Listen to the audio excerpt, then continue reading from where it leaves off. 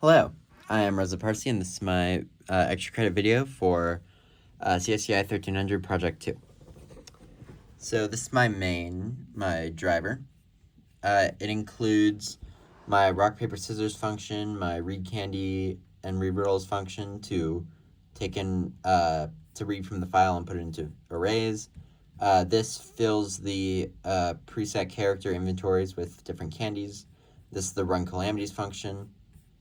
And then here is my, this selects the characters and this runs special tiles. Now in the main, I first had to declare the Robbers, Repel, and Jellybean and Vigor. This allows, this reads and from the files with riddles and candies and puts them into arrays. All this stuff declares the candy stores and the hidden treasures. This fills the candy stores with candy. This is also sets hidden treasures, and then here the players select their characters, and it puts in all of the character information.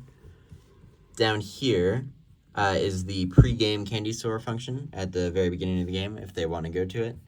And then down here is where the actual while quit is false is for this loop runs while the game is running and runs for each turn. And then this sets the current and active player. One is an actual player, and one is just a number.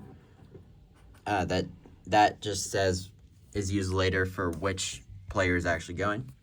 This ensures their stamina is between 0 and gold are between 0 and 100. If they are out of stamina, they skip a turn and set their stamina to 20. This is for this initializes all of their information and each turn and updates it. And then if they are, if their turn is skipped, they skip a turn and then decreases their amount of turns skipped by 1. And then over here is the menu. It's asking them to input whatever they want to do. Number 1 is card draw. Number 2 is using candy. And number 3 is the displaying their stats. Down here, first we have the one where if they're on the same spot, they can steal candy if the target player doesn't have Robbers Repel. This is the same but for if the player's 2. This is if the game is over. I put this before the rest because you don't want to have those run if you're on the Candy Castle. So congratulations, you've reached the Candy Castle. See out final stats and print it to a file. Or set it to a file. And then down here, if the hidden treasure, candy store, special tiles, and then I added the Marshmallow Hailstorm for extra credit here. That's what all this is. All right, and then I have my board.cpp, which has all the other functions, including the reset board, display tile, all of these that were preset. And then we get to get candy store count, get player position, run hidden treasure, that runs hidden treasure. This sets the position and type of hidden treasures. This adds candy stores, this adds hidden treasures. This determines whether the player is on a candy store.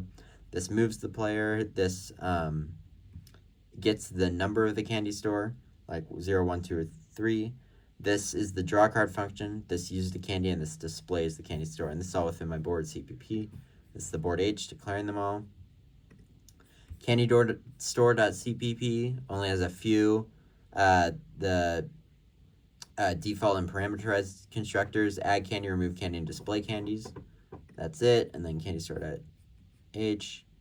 And then I created a separate file with my candy struct that could be accessed through that.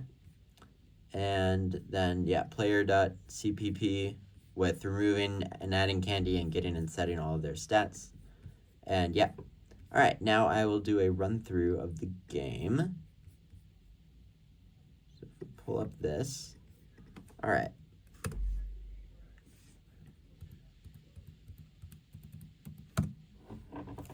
I'll just name them 1 and 2. I will select Taffy Tom and Snickerdoodle Sue.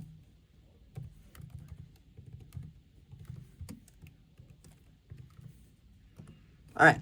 Now, would you like to finish visit the pregame candy store? I'll say yes. What would you like to buy? See that's what's there. Would you like to buy a candy? Yes. What would you like to buy? I'm going to buy a Lucky Licorice. All right, purchase successful. See that's the new balance.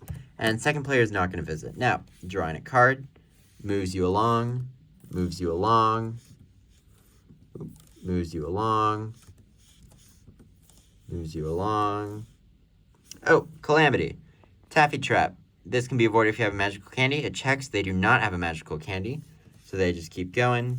They just keep going. They just keep going. Oh, and up here they landed on the same tile as you can see here. Then they were set back 1. So, yeah, using candy also works. Candy you wish to use? Fearsome Fudge.